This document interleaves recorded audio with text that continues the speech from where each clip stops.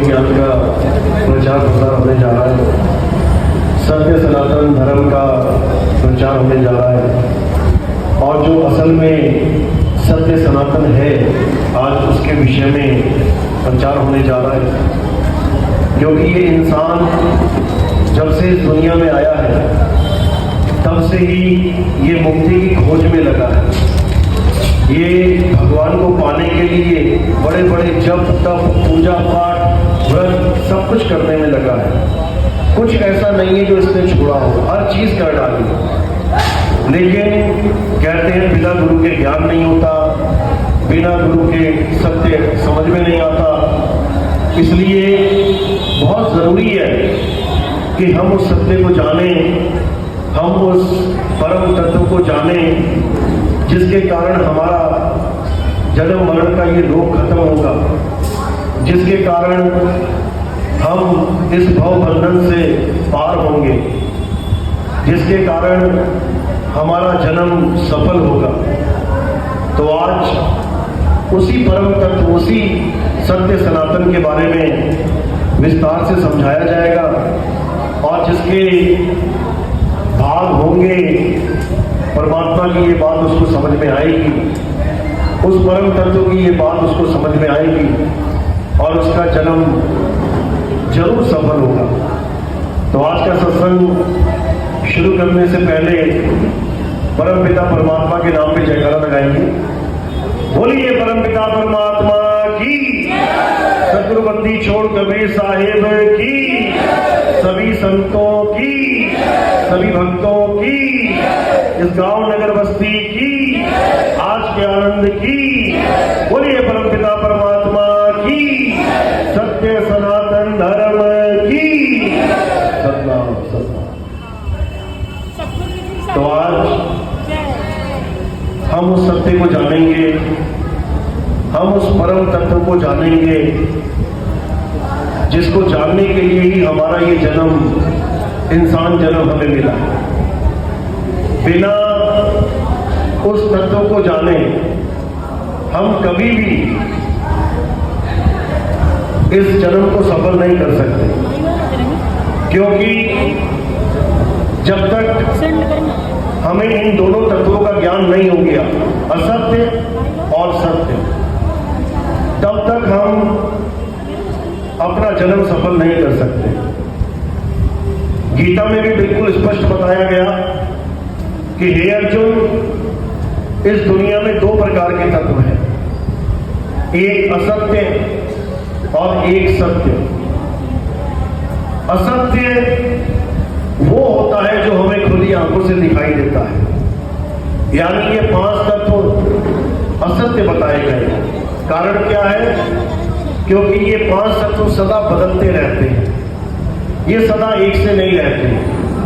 हे अर्जुन, जो चीज बदल जाए, जो जन्मे और मरे, जो सदा एक सी ना रहे, वो असत्य कहलाता है। और सत्य क्या है? जो कभी ना जन्मे ना मरे, जिसका ना तो कभी जन्म हो ना मरण हो और ना ही जो कभी बदले, उसे सत्य कहते हैं। हे अर्जुन, इस पूरे ब्रह्मांड में सत्य केवल एक है और उसी सत्य को परम तत्व, आत्म तत्व कहते हैं। हे अर्जुन, आत्मा का ना तो कभी जन्म होता है और ना ही कभी मृत्यु होती है। आत्मा अजन्मा है, नित्य है, शाश्वत है, पुरातन है। ये आत्मा ही सत्य सनातन है। इसी आत्मा को जानने के लिए हमारा इंसान जन्म हुआ है। बाकी भी जन्म होते हैं संसार में, कुत्ता, बिल्ली, हाथी, घोड़ा, बकरा, सांप, बिच्छू, मक्खी, मच्छर, खटमल इत्यादि, वो भी जीवन जीते हैं हमारी तरह, पैदा होते हैं, मर जाते हैं, अपनी आबादी भी बढ़ाते हैं, बच्चे पैदा करते हैं, खाते पीते भी हैं, पूरा जीवन हमारे जैसा ही जी के जाते हैं। लेकिन उनके जीवन और हमारे जीवन में क्या फर्क है? बस एक ही फर्क है कि हम उस परम तत्व को जान सकते हैं और वो जानवर 84 लाख के जीव इस परम तत्व को नहीं जान सकते। इसलिए गीता में भी इस मनुष्य जन्म को अनमोल बताया गया है। और कबीर साहब ने भी बोला, मानुष जन्म अनमोल है, मिले न बारंबार, तरवर जो पत्ता गिरे और पौर न लागेगा। हे अर्जुन, ये मनुष्य जन्म इतना अनमोल है कि इसको देवी देवता भी तरसते हैं इस जन्म को पाने के लिए। कारण क्या है? क्योंकि इस जन्म के द्वारा ही हम गुरु धारण कर सकते हैं और गुरु के द्वारा ज्ञान प्राप्त करके हम उस सत्य परम तत्व को पा सकते हैं। आप देखिए, राम जी का अवतार हुआ, कृष्ण जी का अवतार हुआ, स्वयं भगवान ने संसार में आए, लेकिन फिर भी गुरु धारण किया। राम जी के गुरु वशिष्ठ जी और कृष्ण जी के गुरु संदीपन जी। गुरु के अधीन होके दोनों अवतारों ने दीक्षा प्राप्त करी, शिक्षा प्राप्त करी। लेकिन हम सोचते हैं कि हमें गुरु की क्या जरूरत है? अरे तो भगवान को क्या जरूरत थी? अगर भगवान गुरु को धारण कर रहे हैं तो हमें क्यों नहीं करना चाहिए? गुरु से हमें ज्ञान मिलता है, गुरु से हमें वो चीज मिलती है जिसके बारे में हम कभी सोच भी नहीं सकते। हमें उस चीज का ज्ञान ही नहीं हो सकता। देखो, 100-100 साल की उम्रें हो गई लोगों की, मरने वाली हालत हो गई, लेकिन अगर उनसे पूछोगे जाके कि बाबा जी, क्या आपने आत्मा को जाना? क्या आपने उस परम तत्व को जाना? क्या आपको पता चल गया कि आत्म तत्व क्या होता है? क्या आपने उसमें रमण किया? तो बाबा जी का एक ही जवाब होगा, बेटा मुझे आत्मा के बारे में कोई ज्ञान नहीं, मैं तो केवल नाम जपता रहा, मैं तो पूजा पाठ करता रहा, मैं तो हवन यज्ञ करता रहा, मैं तो परिक्रमाएं करता रहा, मैं वो करता रहा, ये करता रहा, लेकिन आत्म तत्व को मैं कभी नहीं जान पाया। इसका मतलब ये नहीं है कि पूजा पाठ गलत बात है, बुरी बात है, बिल्कुल नहीं। इसका मतलब ये नहीं है कि मंदिर मस्जिद जाना बुरी बात है, बिल्कुल नहीं। शुरुआत यहीं से होती है। हर इंसान जब भगवान को नहीं जान पाता है तो शुरुआत कहीं ना कहीं से तो करेगा। तो शुरुआत मंदिरों से ही होती है। हमारे माता पिता हमें मंदिर तक लेके जाते हैं, पूजा पाठ करना सिखाते हैं, आगे हवन यज्ञ करना सिखाते हैं, आगे जप तप में भी इंसान चला जाता है, बहुत अच्छी बात है। लेकिन हमें इससे भी आगे बढ़ना है। हमें गीता के सार को समझना है, हमें गीता के उस गुप्त ज्ञान को समझना है। गीता में कृष्ण जी ने अध्याय 2 में कोई कमी नहीं छोड़ी बताने में, एक एक चीज खोल के समझा दी। कृष्ण जी ने अर्जुन को समझाया कि हे अर्जुन, उस तत्व को जान, उस आत्मा को पहचान जिसको प्राप्त करने पर इस जन्म को हम सफल कर सकते हैं। अब आत्मा कितने प्रकार की बताई? 2 प्रकार की। पहला प्रकार जीवात्मा। अब जीवात्मा के बारे में क्या बोले कृष्ण जी? जीवात्मा के बारे में समझाया कि जो शरीरों को धारण करे, जो इस 5 तत्व का शरीर धारण करे, जो चल अवस्था में रहे, कानपुर से दिल्ली, दिल्ली से बंबई, बंबई से कलकत्ता, ये जितने भी चल रहे हैं, जो चल अवस्था में रहते हैं, वो जीवात्मा कहलाती है। आप कहां कहां से चल के आए हो, जीवात्मा कहलाते हो। और परमात्मा, उसके बारे में क्या बताया? अध्याय 2 24वां श्लोक, हे अर्जुन, ये आत्मा अचल है, ये आत्मा अडोल है, ये आत्मा सदा स्थिर रहने वाली है, ये आत्मा अशोष्य है, अदाह है, ये आत्मा अछेद्य है, इसको कोई जला नहीं सकता, इसको कोई काट नहीं सकता, और ये कभी चलती भी नहीं है, अचल है, ये सदा स्थिर रहने वाली है। ये परमात्मा के गुण बताए गए। तो दोनों प्रकार की आत्मा का भेद कृष्ण जी ने समझाया, लेकिन गुरु न होने के कारण हम इसको पढ़ते तो रहे, लेकिन हम इसको समझ नहीं पाए। हम नहीं जान पाए कि जीवात्मा किसे कहते हैं और परमात्मा किसे कहते हैं। जीवात्मा किस अवस्था में रहती है और परमात्मा की अवस्था क्या है। हम चल और अचल को नहीं समझ पाए, इसलिए हम अचल को छोड़ के चल वाले भगवान की ही पूजा करने लगे। जिसने भी हमें आके बताया अचल के बारे में, हम उसकी ही पूजा करने लगे। बस यहीं पे हमसे गलती हुई। तो कृष्ण जी ने उसी अचल आत्मा का भेद समझाते हुए क्या बोला, अध्याय 3 17वां श्लोक, हे अर्जुन, जो अपनी आत्मा में रमण करते हैं, जो अपनी आत्मा में संतुष्ट है, जो अपनी आत्मा में तृप्त है, उनके लिए कोई धार्मिक कर्म कर्तव्य लागू ही नहीं होता। यानी हम जो कुछ भी कर रहे हैं धर्म के नाम पे, कुछ भी A to Z, वो हमारी शुरुआती शिक्षा है, वो हमें शुरुआत में ज्ञान लेना ही पड़ेगा। लेकिन इस ज्ञान का अंत कहां होना चाहिए, आत्मा में रमण करके, अचल आत्मा के साथ जुड़ के। उसी अचल आत्मा का भेद गीता में भरपूर समझाया गया। और ये आत्मा का ज्ञान, इस अचल आत्मा का ज्ञान कैसे होगा ये भी समझाया गया। लेकिन ये जीव बेचारा समझ ही नहीं पाया। अध्याय 4 34वां श्लोक क्या बताया गया, हे अर्जुन, अगर तुम इस परम तत्व को जानना चाहते हो, अगर तुम इस सत्य को जानना चाहते हो, तो क्या करना है, तो तुम्हें ऐसे तत्वदर्शी संत की शरण में जाना है।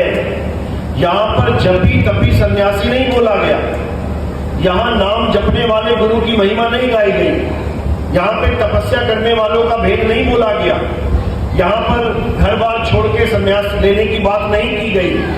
यहां पर केवल और केवल तत्वदर्शी संत की बात कही गई। अब तत्वदर्शी संत क्या होता है, इसको भी अच्छे से समझ लो। तत्वदर्शी का मतलब होता है तत्व का दर्शन कराने वाला। जब तक हमें तत्व का दर्शन नहीं होगा तब तक हम परम ज्ञान को प्राप्त नहीं कर सकते, तब तक हमारा जन्म और मरण का खेल खत्म नहीं हो सकता। इसलिए तत्वदर्शी संत की महिमा गीता में भरपूर गाई गई। लेकिन हमें भेद ना प्राप्त होने के कारण, हमने गुरु ना धारण करने के कारण गीता तो पढ़ते रहे, लेकिन उस तत्वदर्शी संत के बारे में नहीं जान पाए कि आखिर तत्वदर्शी संत हमें बताता क्या है। तो क्या बताते हैं तत्वदर्शी संत, केवल और केवल उस परम तत्व का ध्यान धरना। आप देखोगे बड़े बड़े ऋषि मुनि ध्यान अवस्था में, ध्यान मुद्रा में बैठे होते हैं। अब कोई पूछे कि किसका ध्यान कर रहे हैं, तो कोई बिरला ही समझ पाता है कि ध्यान किसका चल रहा है। आप देखोगे ब्रह्मा विष्णु महेश जी भी आंख बंद करके बैठे हुए हैं, वो भी किसी का ध्यान कर रहे हैं। अब वो तो खुद भगवान है, भगवान किसका ध्यान करेगा, वो भी उस तत्व का ध्यान कर रहे हैं जिसका भेद कोई जान ही नहीं पाता। लेकिन तत्वदर्शी संत ये सब जानता है कि कौन कौन से तत्व का ध्यान कर रहा है, कौन से तत्व की पूजा कर रहा है। क्यों? क्योंकि वो हर प्रकार के तत्वों का ज्ञान रखता है। उसे पता है कि अगर तुम पानी की पूजा कर रहे हो तो कौन से तत्व की पूजा कर रहे हो, अगर तुम अग्नि की पूजा कर रहे हो तो कौन से तत्व की पूजा कर रहे हो, अगर तुम वायु की पूजा कर रहे हो तो कौन से तत्व की पूजा कर रहे हो, अगर तुम आकाश की पूजा कर रहे हो तो कौन से तत्व की पूजा कर रहे हो। अगर तुम मन का ध्यान कर रहे हो तो तब भी जानता है कि मन तत्व क्या है, उसकी पूजा कैसे होती है, उसका ध्यान कौन कर रहा है। और अगर कोई आत्म तत्व की पूजा कर रहा है, आत्म तत्व को जानता है, तो तत्वदर्शी संत उसको भी समझता है। और अगर कोई परम तत्व को, परमात्मा को ध्यान कर रहा है, वो उसकी भी महिमा जानता है। यानी तत्वदर्शी संत हर प्रकार के तत्व का ज्ञान रखता है, इसीलिए उसका नाम तत्वदर्शी बोला गया है। तो हमें कहां जाना है अपने ज्ञान को पूर्ण करने के लिए? तत्वदर्शी संत की शरण में। और क्या करना है वहां जाके, ये भी लिखा है अध्याय 4 34वां श्लोक, हे अर्जुन, अगर तुम सत्य को जानना चाहते हो तो तुम तत्वदर्शी संत की शरण में जाओ और छल कपट से रहित होकर, दंडवत करके उनसे सेवा भाव में ज्ञान की प्राप्ति करो। छल कपट से रहित होकर। क्यों? क्योंकि अब अर्जुन तो छल कपट नहीं करता था, फिर भी वहां बोला गया छल कपट से रहित होकर। यानी ये संदेश अर्जुन को नहीं दिया जा रहा है, ये संदेश छल कपट धारण किए हुए लोगों को दिया जा रहा है। क्योंकि कृष्ण जी को पता है कि ये गीता का ज्ञान केवल अर्जुन नहीं, ये सारी दुनिया के काम आने वाला है। इसलिए जो छल कपट मन में रखते हैं, जो गुरु के प्रति भी छली हैं, छलिया बैठे हुए हैं कई, उनके लिए बोला गया है कि छल कपट को अपने दिमाग से निकाल के गुरु के आगे दंडवत करके उनसे विनीत होके ज्ञान को प्राप्त करना है, यानी उस परम तत्व के ज्ञान को जानना है। तब वो तुम्हें ऐसा ज्ञान प्राप्त करेंगे जिसे प्राप्त करने के बाद तुम कभी अज्ञान को प्राप्त नहीं करोगे। अध्याय 4, 34 और 35 श्लोक में यही बताया गया है। यही कबीर साहब समझा रहे हैं, कह रहे हैं जब लग ना चीन होगे आत्म, तब लग ना मिली है परमात्म। यानी जब तक तुम आत्मा को नहीं जान पाओगे, जब तक तुम अपने आप को नहीं जान पाओगे, तब तक तुम्हें परमात्मा का ज्ञान नहीं होने वाला। क्यों? क्योंकि वो परम पिता परमात्मा आत्म तत्व में ही विराजमान है। इसीलिए साहिब ने कहा, ज्यों तिल माही तेल है और ज्यों चकमक में आग, तेरा साईं तुझ में है, जाग सके तो जाग। यानी अगर तुम्हें आत्मज्ञानी गुरु मिल जाए तब तो तुम्हारा कल्याण हो जाएगा, और अगर आत्मज्ञानी गुरु नहीं मिला तो तुम बार बार इस भव बंधन में आओगे, बार बार तुम्हारा जन्म और मृत्यु होता रहेगा। हाँ, पुण्य कर्म करोगे तो राजा महाराजा बन जाओगे, पुण्य कर्म करोगे तो बड़े बड़े आदमी बन जाओगे, पुण्य कर्म करोगे तो बहुत बड़ी बड़ी गद्दियों पे बैठ जाओगे, और पाप कर्म करोगे तो फिर नरक तैयार है। पाप कर्म करोगे तो फिर ऐसी ऐसी योनियां मिलेंगी कि तुम्हारी हालत खराब हो जाएगी। यानी पुण्य और पाप दोनों ही तुम्हें मुक्ति नहीं प्रदान कर सकते। हाँ, कर्मों की गति न्यारी होगी तो एक अमीर और एक गरीब हो जाएगा, एक स्वस्थ और एक बीमार हो जाएगा, एक सुखी और एक दुखी हो जाएगा, एक राजा और एक रंक हो जाएगा। दोनों अपने अपने कर्म गति के अनुसार अगला शरीर धारण करेंगे, लेकिन मुक्ति दोनों की नहीं हो सकती, क्योंकि पाप और पुण्य ये दोनों बेड़ी हैं। कबीर साहब समझा रहे हैं, पाप पुण्य ये दोनों बेड़ी और एक लोहे एक कंचन के, कि पाप और पुण्य इसी दोनों में ये जीव उलझा पड़ा है। अब क्या करना है? अब पाप और पुण्य दोनों से न्यारे हो जाना है। यानी पाप और पुण्य करने वाला कौन है, इसको अच्छे से समझ लेना है, और पाप पुण्य से न्यारा कौन है, इसको भी अच्छे से समझ लेना है। तो पाप पुण्य करने वाला कौन है? ये मन और तन, यही पाप और पुण्य करता है।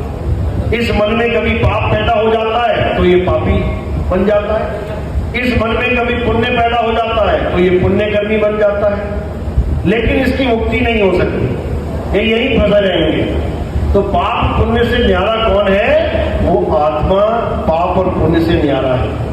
अगर हमने आत्म तत्व को जान के, आत्म तत्व को पहचान के अपने आप को आत्मा ही बना लिया तो हम कर्मों से न्यारे हो जाते हैं, अकर्ता हो जाते हैं। गीता में यही समझाया गया, हे अर्जुन, इस दुनिया में जितने भी कर्म हैं, ये कर्म करने वाला कौन है? मन, माया, 5 तत्व, 25 प्रकृति, 3 गुण, यही सारे कार्यों को अंजाम देते हैं। हे अर्जुन, आत्मा अकर्ता है, आत्मा कभी कुछ नहीं करता, आत्मा कर्म के बंधन में आता ही नहीं है। इसलिए हर जीव को अपने स्वरूप को प्राप्त करना चाहिए, आत्म तत्व को प्राप्त करना चाहिए, जिससे उसकी गति हो सके, वो परम अवस्था को प्राप्त कर सके। लेकिन अज्ञानतावश ये जीव अपना अनमोल जीवन बिता देता है, बूढ़ा हो जाता है, लेकिन आत्म तत्व को जानने की कोशिश ही नहीं करता, और अंत में इस अनमोल जीवन को खत्म करके फिर लाख 84 में चला जाता है। यही कबीर साहब ने समझाया कि लाख 84 भुगत के पौपे अटके आए, और अब की पासा ना पड़ा तो फिर 84 जाए। वापिस कुत्ता बिल्ली हाथी घोड़ा बनने के लिए तैयार रहो, क्योंकि ये सृष्टि का नियम है और इस नियम को कोई नहीं तोड़ सकता। ये सृष्टि का नियम है कि 84 लाख योनियां इस जीवात्मा को भ्रमण करनी ही पड़ेंगी, और उसका भ्रमण करके 84 लाख योनियां भ्रमण करके एक बार इंसान जन्म मिलेगा। और वो मिल गया है। ये जो इंसान जन्म तुम प्राप्त करके बैठे हो, ये मिल चुका है तुम्हें। इसमें से भी तुमने 50%, 60%, 70-80% गवा दिया है। अब चंद साल बचे हैं तुम्हारे पास। इन चंद सालों में भी अगर तुम्हें ये बात समझ में नहीं आई कि तुम्हारा जीवन का लक्ष्य क्या है, इस दुनिया में तुम करने क्या आए हो, तो मेरे भाई ये जन्म ऐसे ही बीत जाएगा। ऐसे ही चलते चलते सांसें खत्म हो जाएंगी। ऐसे ही तुम कहीं गली में, सड़क में, मोहल्ले में गिर पड़ोगे। ऐसे ही तुम्हें लोग उठा के जला देंगे, दफना देंगे। लेकिन तुम्हें इतनी भी समझ नहीं पड़ेगी कि मेरा उद्देश्य पूरा हुआ कि नहीं हुआ। इस जीवन को जीने का उद्देश्य क्या है? उस परम तत्व को प्राप्त करना। इसीलिए बार बार गीता में समझाया गया, बार बार, कि आत्मा को जानो, आत्मा को जानो। नैनम छिंदन्ति शस्त्राणि नैनम दहति पावका जैनम क्रोधंतापे न शोषति मारुता। क्यों बार बार समझा रहे हैं कि आत्मा को कोई जला नहीं सकता, कोई काट नहीं सकता, कोई मार नहीं सकता? कारण क्या है? कारण क्या है कि हमें बार बार आत्मा के बारे में बताया जा रहा है? कारण यही है क्योंकि हमारे जीवन का उद्देश्य ही यही है, उस परम तत्व को प्राप्त करना। यही कबीर साहब समझा रहे हैं। क्या कह रहे हैं? कह रहे हैं श्वासा कीकर सिमरनी। ये जो हाथ में माला होती है ना, कह रहे हैं माला हाथ वाली छोड़ दे और श्वासों की माला बना दे। क्यों? क्योंकि ये तो 4-5 माला घुमा के तुम खूंटी पर टांग दोगे, उसके बाद दुनियादारी में लिप्त हो जाओगे। लेकिन जो श्वासों की माला है, ये 24 घंटे चलती है, ये घूमती रहेगी। जागते जागते तो घूमेगी, सोने के बाद भी घूमेगी। तो कहते हैं इस माला को घुमा, श्वासा की कर सिमरनी, कर अजपा का जाप और परम तत्व का ध्यान धर, सो हम आपे आप। कहते हैं अगर कुछ करना है तो परम तत्व का ध्यान धर। अगर परम तत्व का ध्यान धरना आ गया तो तुम्हारा जन्म सफल हो जाएगा। और अगर परम तत्व का ध्यान नहीं करना आया तो जन्म बर्बाद हो जाएगा। अगर इस मायावी संसार का ध्यान अंत समय में भी तुम्हारे चित्त में रहा तो तुम्हें वैसा ही जन्म मिल जाएगा। जैसे एक ऋषि थे हमारे, जड़ भरत, बहुत सुंदर कथा है इनकी। पहले राजा थे, मन में वैराग उत्पन्न हुआ, साधु हो गए, खूब पूजा पाठ करी, खूब पूजा हवन यज्ञ किया, खूब नाम जपा, बहुत कुछ किया, बहुत कुछ परमात्मा को पाने के लिए। बहुत अच्छी बात है। एक दिन उनके आश्रम में एक हिरण का बच्चा आ गया, बूढ़ी अवस्था में आ गए थे, सारा जीवन निकाल दिया भगवान को भजने में, परमात्मा का नाम लेने में। एक हिरण का बच्चा आ गया आश्रम में। जब छोटा सा हिरण का बच्चा आया तो उन्होंने पाल लिया, दया दिखाई, प्रेम दिखाया जीवों के लिए, बहुत अच्छी बात है। जब उसको पाल लिया तो अब जिम्मेदारी भी आ गई, उसको खिलाना है, पिलाना है, उसकी देखभाल करनी है। खूब अच्छे से जिम्मेदारी निभाई, खिलाया पिलाया, देखभाल करी, कोई जानवर ना मार दे, कोई मांसखोर जानवर आके खा ना जाए, बहुत अच्छी बात है। इतना प्रेम किया कि हर समय वही याद आने लगा, उसी का ख्याल रहने लगा। मालिक का जीव है, अच्छी बात है, देखभाल करनी है, ख्याल रखना है। लेकिन इतना ख्याल आने लगा कि जब भी पूजा पाठ करते बैठे, कोई नाम जपने बैठे, कोई ध्यान करने बैठे, तो उसी बच्चे का ध्यान आ जाए। अब करते करते करते करते एक दिन ध्यान करते करते मृत्यु आ गई। अब मृत्यु आई तो उस वक्त भी उसी बच्चे का ध्यान था उनके मन में, उसी का ध्यान कर रहे थे, इसको कोई मार में इसको कोई खा ना जाए। अच्छी बात है, किसी का ध्यान कर रहे हैं, किसी बेजुबान जानवर को बचाने की बात सोच रहे हैं, लेकिन यही सोचते सोचते सोचते मृत्यु हो गई, शरीर छूट गया, और जिसका ध्यान कर रहे थे यानी हिरण के बच्चे का, वही जन्म उनको प्राप्त हो गया। यानी कहां तो मुक्ति पद को प्राप्त करना था, कहां तो मुक्त होने के लिए पूरा जीवन लगा दिया था, पूजा पाठ करने में, हवन यज्ञ करने में, नाम जपने में, और कहां सब कुछ करने के बाद भी मात्र एक गलती के कारण 84 में जाना पड़ गया, हिरण के बच्चे का रूप धारण करना पड़ गया। अब पीछे शेर भाग रहे हैं, जान बचाना मुश्किल हुआ पड़ा है। बस इसी कहानी के माध्यम से हमने ये समझना है कि ये गलती हमसे ना हो जाए जो उस ऋषि से हो गई। वो ऋषि तो फिर भी बहुत बड़े तपस्वी थे, बहुत बड़े ज्ञानी थे, हम लोग तो तपस्वी और ज्ञानी भी नहीं है। जब उनका ध्यान अंत समय में हिरण के बच्चे में लग के हिरण के बच्चे का ही रूप धारण करने का कारण बन गया, तो सोचो हमारा ध्यान कहां कहां फंसा हुआ है। जिसने गाय पाली है वो गाय में ध्यान लगा के बैठा है, कहीं शादी में भी जाएगा तो उसके दिमाग में यही रहेगा, जल्दी पहुंचूं घर, गाय का दूध निकालना है, गाय को चारा डालना है, गाय को पानी देना है। जिसने भैंस पाल ली वो भैंस का ध्यान कर रहा है, जिसने कुत्ता पाल लिया उसको कुत्ते का ध्यान आ रहा है। यानी अलग अलग तरीके से हमारा ध्यान इसी जड़ संसार में, इसी नाशवान संसार में फंसा हुआ है। अंत समय में किसका ध्यान आ जाए कोई गारंटी नहीं है, और अंत समय में जिसका ध्यान आ गया उसी शरीर को धारण करना पड़ेगा, क्योंकि ये जीवात्मा का गुण है। जैसा ध्यान करेगा वैसा ही इसको स्थान प्राप्त हो जाता है। इसी को बोला गया है, जहां आशा तहां वासा। बस करना क्या है, इसी गलती को सुधार लेना है।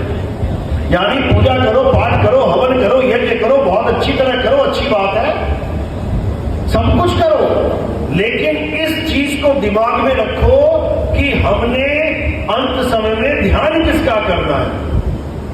अगर हमें अंत समय में किसका ध्यान करना है ये समझ में आ जाए तो हमारा जन्म सफल हो जाएगा। तो हमें किसका ध्यान करना है, परम तत्व का ध्यान धर सो हम आपे आ। यानी अगर हमने परम तत्व का ध्यान करना आज से ही शुरू कर दिया, क्योंकि याद रखना ध्यान तब लगेगा अंत में जब उसका पूरा अभ्यास होगा। बिना अभ्यास के आपका ध्यान भी नहीं टिक सकता। इसलिए बार बार कबीर साहब ने अभ्यास की बात करी। करत करत अभ्यास से जड़मत होत सुजान, और रसरी आवत जागते सिलते पड़े निशान। यानी इस इतने बड़े संसार में जहां हमारा ध्यान बच्चों में, मां बाप में, जमीन में, जायदाद में, पैसे में, पता नहीं कहां कहां फंसा हुआ है ध्यान हमारा। तुम एक मिनट भी बिना ध्यान के नहीं बैठ सकते। कोई कहे ना मैं एक मिनट बिना विचारों के रहना चाहता हूं, एक मिनट भी बिना विचारों के नहीं रह सकते। रह के देख लेना, कोई ना कोई विचार, कोई ना कोई ध्यान आ ही जाएगा। इतना जबरदस्त ये जीव फंसा हुआ है। अब इसी ध्यान को कौन काटेगा, ध्यान। जैसे लोहे को लोहा काटता है, जैसे जहर को जहर काटता है, इसी प्रकार इस नाशवान संसार के ध्यान को कौन काटेगा, सत्य का ध्यान। असत्य के ध्यान को कौन काटेगा, सत्य का ध्यान। और सत्य क्या है, हे अर्जुन, ये आत्मा ही सत्य है। आत्मा के अलावा और कुछ सत्य नहीं है, सब नाशवान, सब बदलने वाली चीजें। केवल आत्मा कभी नहीं बदलती, आत्मा का कभी नाश नहीं होता, आत्मा के अलावा कुछ सत्य नहीं है। तो हमने क्या करना है, हमने उस आत्मा का ध्यान कैसे करना है, बस ये ज्ञान प्राप्त करना है गुरु से। और अगर हमें ऐसा आत्मज्ञानी गुरु मिल गया तो समझ लो मेरे भाई कि आपका यह अनमोल जन्म सफल हो जाएगा। इसमें धर्म वाला कोई काम नहीं है कि ये केवल हिंदू कर सकते हैं या ये केवल मुसलमान कर सकते हैं या ये सिख और ईसाई नहीं कर सकते। गीता का ज्ञान केवल हिंदुओं के लिए नहीं है, गीता का ज्ञान सारे संसार के लिए है, इस प्राणी मात्र के लिए। जितने भी संसार में प्राणी हैं, गीता का ज्ञान सबके लिए है। इसीलिए हमने जो ग्रंथ छापा है उसका नाम रखा है हर हर गीता घर घर गीता। यानी हमारी छापी हुई जो गीता है, जो हमने सार सार का संग्रह किया है, केवल हिंदू नहीं, हमारी गीता पढ़ के मुसलमान भी नाम दीक्षा लेते हैं। हमारे साथ मुसलमान भाई भी जुड़े हुए हैं जो गीता का ज्ञान समझने के बाद उस परम तत्व का ध्यान कर रहे हैं, क्योंकि उनकी कुरान में भी यही बोला गया है कि अगर किसी का ध्यान करना है संसार में तो केवल सत्य का ध्यान करो, सत्य ही परमात्मा है। ये बिल्कुल स्पष्ट लिखा गया उसमें, बस उसका नाम अरबी में बता दिया गया। उसको कहते हैं अल्लाह अल हक, यानी अल्लाह सत्य का एक नाम है, ईश्वर सत्य का एक नाम है। कहते भी हम ईश्वर सत्य है, तो सत्य क्या है? वो अचल आत्मा ही सत्य है, उसी का नाम ईश्वर है, उसी का नाम राम है, उसी का नाम कोई भी नाम रख लो, उसी एक का ये सब नाम है। तो हमें क्या जानना है? सत्य को जानना है। यही सिखों में बोला जाता है, वो अकाल पुरुष को मानते हैं, अकाल पुरुष, लेकिन क्या कहते हैं? सत्य श्री अकाल। अकाल यानी जिसका कभी काल यानी अंत ना हो। तो किसका अंत नहीं हो सकता? हे अर्जुन, आत्म तत्व का कभी अंत नहीं हो सकता, वही अकाल पुरुष है। और ये श्री गुरु ग्रंथ साहब में दर्ज है वाणी। कहते हैं कि आत्मदेव पूजिए गुरु के सहज सुभाए। किसकी पूजा करनी है? आत्मदेव की। अरे यही तो गीता समझा रही है। अलग धर्म बनाने की क्या जरूरत है? हमारा एक ही धर्म है आदि अनादि से, और उस धर्म का क्या नाम है? सत्य सनातन धर्म। अगर हमें सत्य सनातन धर्म का यथार्थ ज्ञान हो जाए तो यकीन मानो कोई भी धर्म परिवर्तन नहीं कर सकता किसी का भी, क्योंकि सत्य सनातन धर्म सबके पास है। सत्य सनातन धर्म सबका है, चाहे कोई हिंदू, चाहे मुसलमान, चाहे सिख, चाहे ईसाई, सबके पास वो परम तत्व है। आत्मा सबके पास है कि बिना आत्मा के घूम रहा है कोई? हिंदू के पास आत्मा है, मुसलमान के पास आत्मा है, सिखों के पास आत्मा है, ईसाइयों के पास आत्मा है, जैनियों के पास आत्मा है, बौद्धिस्टों के पास आत्मा है। अरे आस्तिक के पास आत्मा है, नास्तिक के पास आत्मा है। बिना आत्मा के कोई चल फिर ही नहीं सकता। लेकिन आत्मा का ज्ञान नहीं है। आत्मा सबके पास है, लेकिन आत्मा का ज्ञान नहीं है। तो हमें जो गुरु चाहिए वो आत्मज्ञानी गुरु चाहिए।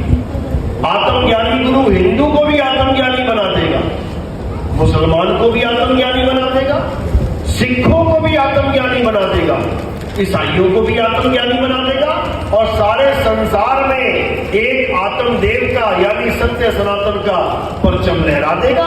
बस छोटी सी बात है, लेकिन उस एक बात को ना समझने के कारण दुनिया भर के धर्म बने बैठे हैं, दुनिया भर के पंथ चल पड़े हैं, दुनिया भर की पूजा पाठ चल रही है, केवल एक परम तत्व को ना जानने के कारण।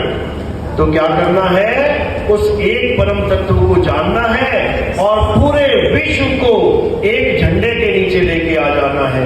भारत को विश्व गुरु बनाना है। इसलिए नारा चलता है वसुदैव कुटुंबकम, यानी ये सारा संसार हमारा परिवार है। लेकिन परिवार कैसे मानोगे? कह रहे हो मैं हिंदू, वो मुसलमान, वो ईसाई, वो सिख, तुम कभी परिवार मान ही नहीं सकते। ये धर्मों के झगड़े कभी खत्म ही नहीं हो सकते। इसको खत्म करना है तो घर घर गीता पहुंच जानी चाहिए। इसलिए हमारा परम लक्ष्य क्या है कि हर हर गीता, घर घर गीता। और जैसे ही गीता हर जगह पहुंचेगी तो सब में एक भाव जगेगा, एक होने का भाव जगेगा, उस परम तत्व को पाने का भाव जगेगा।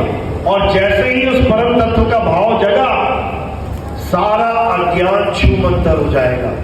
फिर कृष्ण जी की कही एक एक बात आप समझ पाओगे, फिर नानक साहब की कही एक एक बात आप समझ पाओगे, फिर कबीर साहब की, फिर हर संत की कही एक एक बात समझ पाओगे कि जानना है तो केवल सत्य सनातन को जानो, जो आदि सच, जुगाद सच, है भी सच, नानक होसी भी सच, जिसको खत्म करने में कोई समर्थ है ही नहीं, जिसको मारने में कोई समर्थ है ही नहीं। बस उस आत्म तत्व को जान लो, तुम्हारा कल्याण हो जाएगा। लेकिन इतनी सी बात समझने में पूरा जीवन बीत जाता है, क्योंकि लोगों को समझ में ही नहीं आता है कि शर पुरुष क्या है, अक्षर पुरुष क्या है और परम अक्षर पुरुष क्या है। इन तीनों पुरुषों का ज्ञान गीता में समझा रखा है, एक एक बात क्लियर की हुई है। हे अर्जुन, इस दुनिया में 3 प्रकार के पुरुष हैं। नंबर 1 पे शर पुरुष, नंबर 2 अक्षर पुरुष, नंबर 3 परम अक्षर यानी उत्तम पुरुष। इन तीनों पुरुषों का भेद जो समझ लेगा उसका कल्याण हो जाएगा। तो शर पुरुष के बारे में क्या बताया? हे अर्जुन, इस संसार में जितने भी शरीर हैं, ये जितने शरीर बैठे हैं, ये सब शर पुरुष हैं। शर यानी नाशवान। इन सब का एक दिन नाश हो जाएगा, यानी शरीर नाशवान है। और अक्षर पुरुष कहते हैं जीवात्मा को। हर शरीर में एक जीवात्मा बैठी है, उस जीवात्मा के कारण ये शरीर जीवित है। शरीर को जीवित कहते हैं। मेरे पिता जीवित है, मेरी माता जीवित है। जीवित मतलब जिस शरीर में जीव विद्यमान है वो जीवित है, और जिस शरीर से जीव निकल जाए वो निर्जीव है। तो जीवित और निर्जीव में क्या फर्क है? जहां पर जीव स्थित है वो जीवित है, और जहां जीव नहीं वो निर्जीव है। अब वो जीव कहां चला जाएगा? दोबारा किसी और मां के गर्भ में चला जाएगा, क्योंकि इस संसार में आने का एक ही रास्ता है, मां के गर्भ से होके आना है। तो ये जीव बार बार इस 84 लाख में भ्रमण करता है। इसीलिए ये जीव तो है, अक्षर अविनाशी पुरुष तो है, लेकिन उत्तम पुरुष नहीं है, क्योंकि ये चल अवस्था में रहता है। आज यहां, कल वहां, परसों वहां। आज तुम्हारे परिवार में बैठा है, कल को तुम्हारा परिवार छोड़ के किसी और के परिवार में जाके पैदा हो जाएगा। तुम्हारा बाप यहां मर गया, किसी और का बच्चा बन के पैदा हो जाएगा। तुम्हारा भाई मर गया, किसी और की बहन बन के पैदा हो जाएगा। तुम्हारा चाचा मामा मर गया, किसी और के यहाँ चाचा मामा बन के पैदा हो जाएगा। ये ऐसे ही चलता रहेगा, आदि काल से चलता आ रहा है और अनंत काल तक चलता रहेगा। कब तक, कब रुकेगा ये? जब इसको अचल का भेद प्राप्त हो जाएगा। अध्याय 2 24वां श्लोक। हे अर्जुन, ये आत्मा अचल है, ये सदा स्थिर रहने वाली है। किस आत्मा का भेद समझाया जा रहा है? परम आत्मा का। और किसको समझाया जा रहा है? जीव आत्मा को। इसको समझ लो। तो ये परमात्मा का भेद जब जीवात्मा समझ जाता है तो ये उस उत्तम पुरुष की साधना में लग जाता है। दिन रात 24 घंटा बस उस अचल को याद करता है, उस अचल का ध्यान करता है। और ये जिसका ध्यान धरेगा अंत में उसी को प्राप्त हो जाएगा। बस इतना समझना है। अगर ये समझ में आ गया तो आपका जन्म सफल है, और अगर नहीं आया तो पाप और पुण्य की लाइन में खड़े रहो आप, अगला जन्म मिलेगा, 100% मिलेगा। इसीलिए बोला आए हैं तो जाएंगे, राजा रंक फकीर, एक सिंहासन चढ़ चले और एक बंधे जंजीर। अब 3 नाम बोले गए यहां पे, राजा, रंक और फकीर, 3 बोले गए यहां पे, और गति 2 बताई है, एक सिंहासन चढ़ चले और एक बंधे जंजीर। 3 लोगों को 2 गति बताई है, यानी एक सिंहासन में बैठ के जाएंगे और एक जंजीरों में बंधे जाएंगे। अब इन तीनों में से कौन सिंहासन पे बैठेगा, राजा, रंक या फकीर, कौन बैठेगा? इसी को फकीर बोले, जिसको कोई दुनिया की फिक्र ना हो, जिसको असत्य की कोई फिक्र ना हो, जिसको संसार में क्या हो रहा है क्या नहीं हो रहा है इसकी कोई फिक्र ना हो, और सारी फिक्र किसकी हो? उस परम तत्व की फिक्र हो। चिंता तो सतनाम की और न चितवे घास, चिंता केवल सतनाम की हो, यानी उस परम तत्व की हो, वो सिंहासन में बैठ के जाएगा। और राजा और रंक ये दोनों जंजीरों में बंधे जाएंगे, एक लोहे की जंजीर में बंधा जाएगा और एक सोने की जंजीर में बंधा जाएगा। यानी राजा सोने की जंजीरों में बंधा है और रंक बेचारा लोहे की जंजीरों में बंधा है। तो यही समझा रहे हैं कबीर साहब कि इससे पहले कि तुम्हारा जन्म बर्बाद हो जाए, उस परम तत्व को जान लो, उस अखंड नाम को जान लो, उस सत्य नाम को जान लो, जो हम सबका है, सबका एक है, अलग अलग नहीं है। तो इसलिए अब हमें उस एक परम तत्व को जानना है। हमें गीता का वो अनमोल ज्ञान घर घर तक पहुंचाना है। हमें कबीर साहब का मूल ज्ञान जन जन तक पहुंचाना है, ताकि एक ऐसे समाज का गठन हो जहां पर कोई नफरत ना हो, सब सत्य को समझ पाए, असत्य से दूर हो जाए, धर्म के नाम पे कोई झगड़ा ना हो, सारे संसार में सुख शांति हो, घर घर समृद्धि हो और सबको अपने जीवन का मूल मकसद पता हो। जिसको अपने जीवन का मकसद नहीं पता वो तुम्हें इधर उधर भटकता ही दिखाई देगा। इतनी भीड़ होती है, देखो लोग जा रहे हैं गलियों में, देखो हजारों लोग यहां से वहां से जा रहे हैं। हर बंदे के दिमाग में एक मकसद है, घर से बाहर निकला है, मकसद लेके निकला है, तो मकसद तक पहुंच जाएगा। और जो चौक पे खड़े हुए, जो ना इधर जा रहे हैं ना उधर जा रहे हैं, ऐसे भटक रहे हैं, घूम रहे हैं, उनका कोई मकसद ही नहीं है। आए पूरा दिन चौक पे घूम के चले गए, उनको पता ही नहीं है जाना कहां है। इसी प्रकार अगर कोई भक्ति करता है, उसको पता है कि मेरा मकसद क्या है। और जो भक्ति भी नहीं करते, जो भगवान के मंदिर में भी पूजा पाठ नहीं करते, जो मुसलमानों के मस्जिद में भी नहीं जाते, जो सिखों के गुरुद्वारे में भी नहीं जाते, जो ईसाइयों के चर्च में नहीं जाते, उनको मकसद ही नहीं पता है। वो इस जीवन के, इस दुनिया के मेले में घूम रहे फिर रहे और ऐसे मर जाएंगे। तो हमें अपना मकसद जानना चाहिए। ये भव्य मंदिर देखो, कितना सुंदर मंदिर बना है, कितने लोगों की श्रद्धा जुड़ी है इससे, कितने लोगों ने कितना दान पुण्य करके इतना भव्य, इतना सुंदर मंदिर बनाया है। कारण क्या है?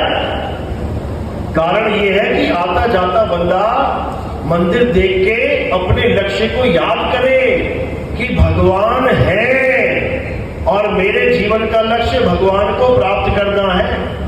कहीं मस्जिद बनी है, कहीं गुरुद्वारा बना है, कहीं चर्च बना है, ये इंसान को याद करवाने के लिए बना है कि कोई इस दुनिया का पालनहार है, कोई इस दुनिया का परमात्मा है जिसे हमें पाना है। ऐसी दुनिया में घूम के नहीं चले जाना। लेकिन हम उसे कैसे प्राप्त कर पाएंगे? आत्मज्ञान के द्वारा। वो हमें मंदिर मस्जिद गुरुद्वारे में नहीं मिलेगा, उसके लिए हमें गुरु धारण करना पड़ता है। गुरु ही हमें आगे की कक्षा का ज्ञान देता है, गुरु ही हमें परम तत्व का ज्ञान देता है। मिलता है। इसीलिए गुरु की महिमा सब संतों ने गाई, देवी देवताओं ने गाई, सब ने गाई। गुरु बिन माला फेरते, गुरु बिन देते दान, गुरु बिन दोनों निष्फल है, पूछो वेद पुराण। अरे गुरु बड़े गोविंद से मन में देख विचार, हरि सुमिरे सो वार है, गुरु सुमिरे सो पार। गुरु गोविंद दोनों खड़े काके लागू पाए, और बलिहारी गुरु आपने गोविंद दियो रखाए। यानी गुरु तक तो पहुंचना ही है, लेकिन जब तक आत्मज्ञानी गुरु ना मिले तब तक क्या करना है? मंदिर जाओ, अगर हिंदू धर्म में हो तो मंदिर जाओ, पूजा करो, पाठ करो। क्योंकि अगर पूजा पाठ ही नहीं करोगे तो ग्रंथ कब पढ़ोगे? सबसे पहले हमें राम जी से, कृष्ण जी से प्रेम करना पड़ेगा, तभी तो उनके रचित ग्रंथ पढ़ोगे, तभी तो उनके बारे में जिज्ञासा उत्पन्न होगी कि कृष्ण जी कौन थे, क्या क्या काम किए उन्होंने, क्या क्या ज्ञान दिया उन्होंने। और जब कृष्ण जी की पूजा नहीं करी कभी, तो उनकी गीता कब पढ़ोगे? जिससे प्रेम हो जाएगा उसी के बारे में तो जानोगे। नहीं तो संसार में कितने लोग हैं, सुबह से लेकर शाम तक 1000 शक्लें देख लेते हो, लेकिन किसी के बारे में जाना कभी? इन 1000 शक्लों में एक शक्ल पसंद आ जाए तो घर तक चले जाते हो, रहता कहां ये आदमी, करता क्या है, इसके बारे में पता करूं मैं।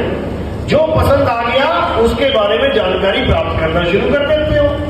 इसी प्रकार मंदिर, मस्जिद, गुरुद्वारे हमें परमात्मा अल्लाह वाहिगुरु की जानकारी प्राप्त करने की प्रेरणा देते हैं। क्योंकि जिसकी पूजा करोगे उसके बारे में जानना शुरू करोगे।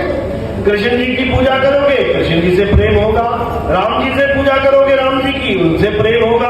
अब कृष्ण जी से प्रेम हो गया तो फिर उनके बारे में जानोगे कि उनके रिलेटेड ग्रंथ कौन कौन से हैं।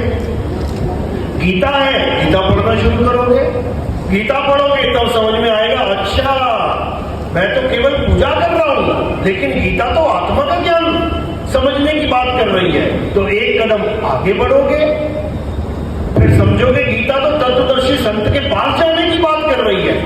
तो तत्वदर्शी संत खोजना शुरू करोगे, और जिसको खोजना शुरू करोगे पक्का मिलेगा।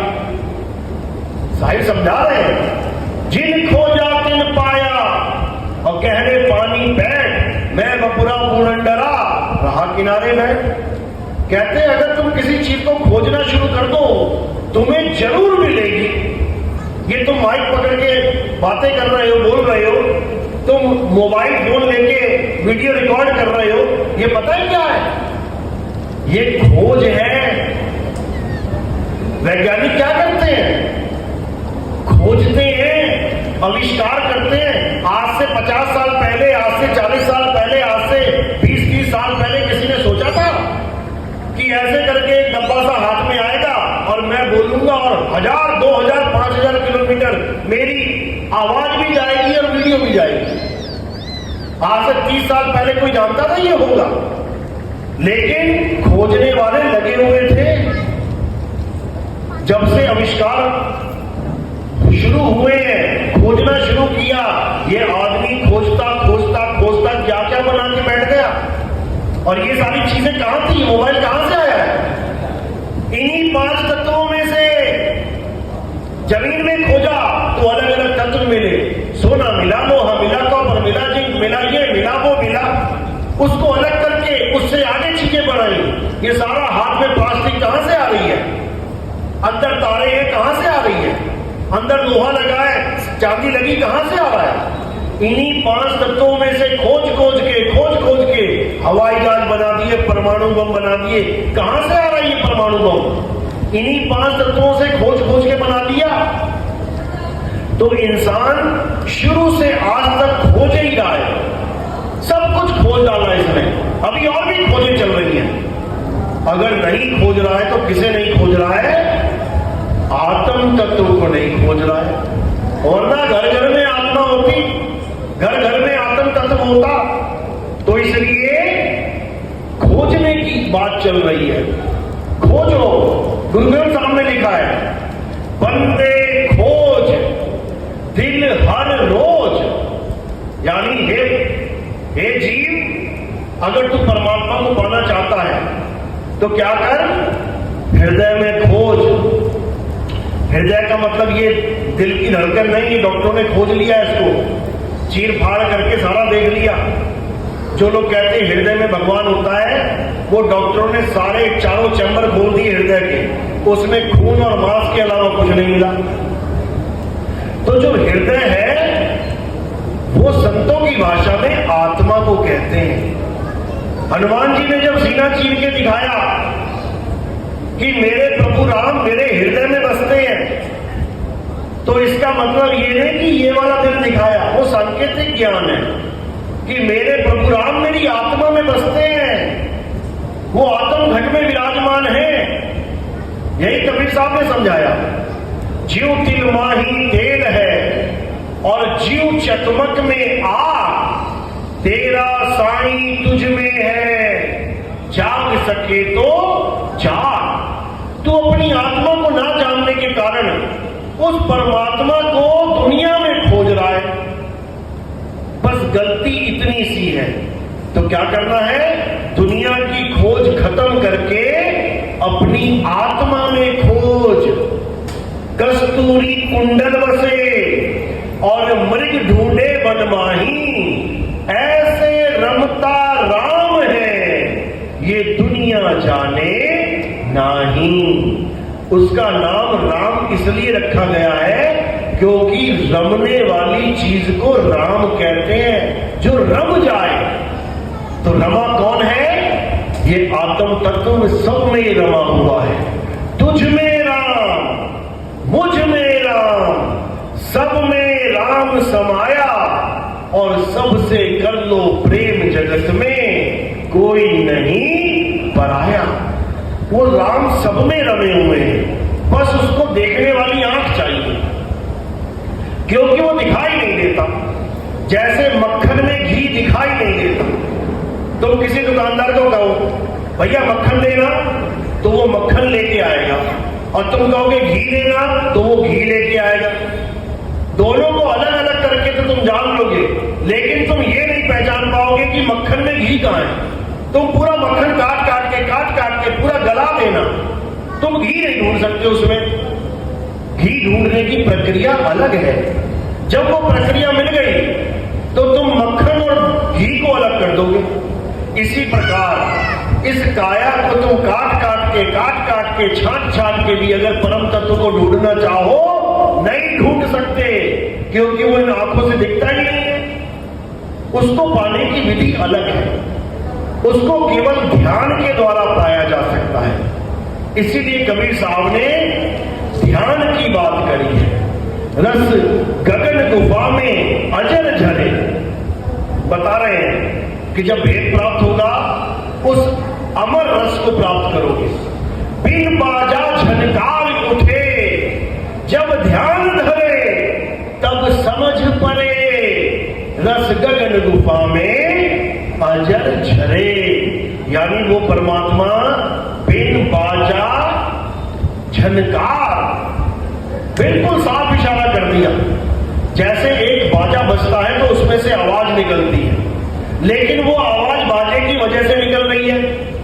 लेकिन जो परम तत्व है वो बिना बाजे की झनकार है, वो बाजा है ही नहीं वहां पे जिससे कोई आवाज निकल रही है, क्योंकि वो आवाज ही सब कुछ है। उसे अखंड नाम, अखंड नाद, अखंड कीर्तन कहा जाता है। वो परम तत्व का अखंड शब्द है, उसी शब्द को परमात्मा कहा जाता है। और बिना बाजे की झनकार बोलते हैं उसे। बिन बाजा झनकार उठे, जब ध्यान धरे तब समझ पड़े, रस गगन गुफा में अजर झरे। बोलिए परमपिता परमात्मा की सदा ही जय हो। साहिब बंदगी सतनाम। बोलिए सत्य सनातन धर्म की जय हो, जय हो, जय हो। तो बहुत बड़े भाग जो आज इस मंदिर में ये मूल ज्ञान का सत्संग हुआ। वैसे तो हमारे 70% सत्संग मंदिरों में ही होते हैं।